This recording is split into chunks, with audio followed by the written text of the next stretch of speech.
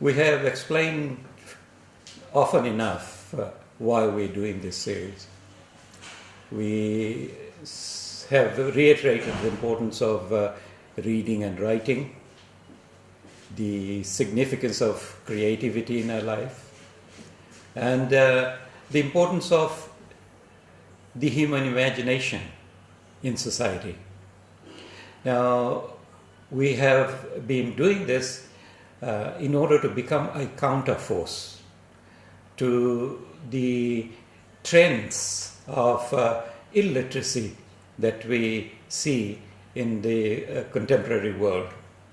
Now, many thinking people throughout the world are talking about the dawn of a new era of illiteracy, what they call a post-literate society.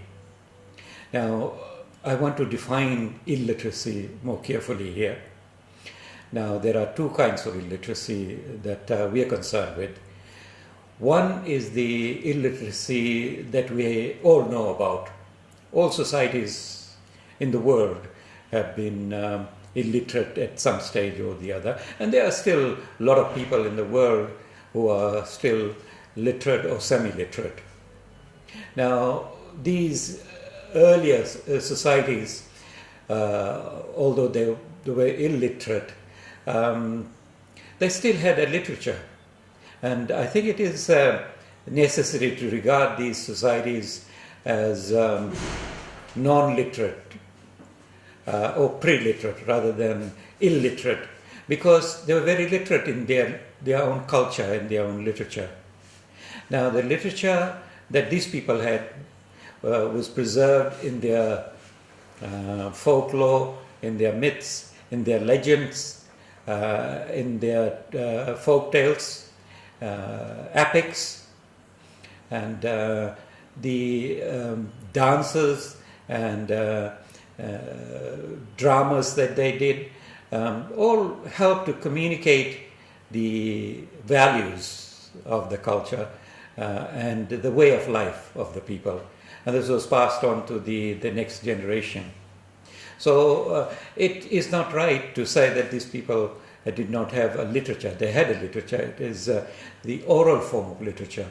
You should not regard written works as the only form of literature. Literature can also be oral.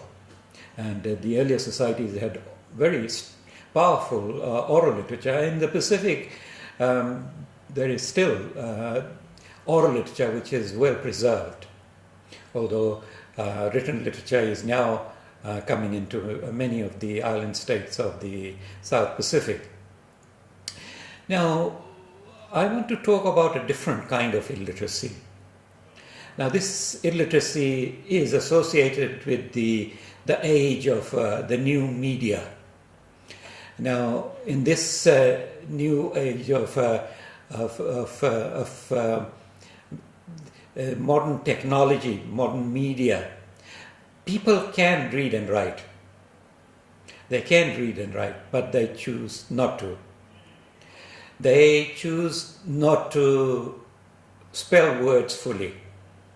They choose not to write full sentences, although they can. And they find it most difficult to compose whole paragraphs, let alone writing an essay or writing a short story. Now, all this is going to have a very serious consequence on human society, on human culture, on civilization. Now, education's great challenge, we think, in the future is to unlearn what is being learned by our young people today. A great challenge will be to try to relearn what has been lost. Now, this will require a great revolution in education, and it is going to cost ministries of education far more than it is costing them to educate children. Now, unfortunately, modern colleges and universities are working in a way that encourages this kind of illiteracy. The modern professors and tutors, lecturers, they are fairly lax about people's inability to write full words, write full sentences, compose well-crafted paragraphs, and write a complete a coherent essay.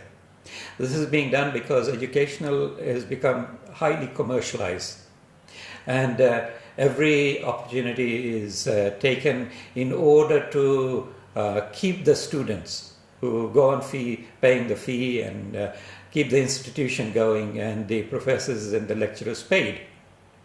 Now, in a small island state like Fiji, decline in reading and writing can have a devastating effect, because reading and writing hasn't established itself fully.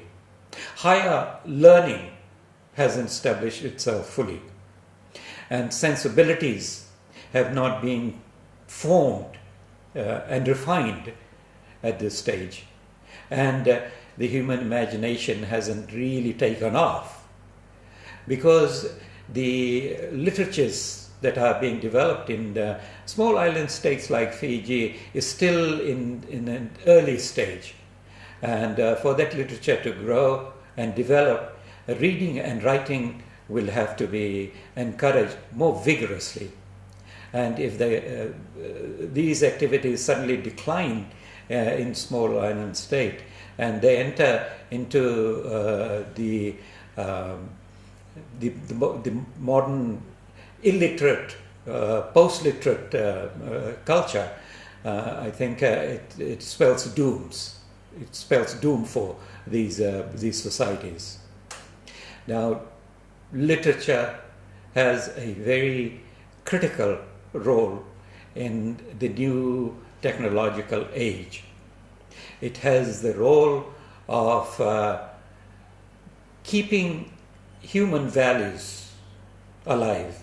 And when I'm talking about human values, I'm talking about compassion, about love, about non-violence, about tolerance. Now, these values are very important values. They keep human civilization and human culture progressing, going forward. And without these, we become dehumanized. So we believe that by encouraging reading and writing and creativity and human imagination, we are being a counterforce in some of the dehumanizing trends that we notice in contemporary society. Now, literature has a very important role in entertaining, in providing opportunity for learning language, invigorating language. Literature has a role to play in expanding our imagination in all sorts of directions, showing us what is possible. One of the great failures in many societies, including my own society in Fiji, is that we do not deal with problems in creative and imaginative ways. For example, we have a great deal of poverty.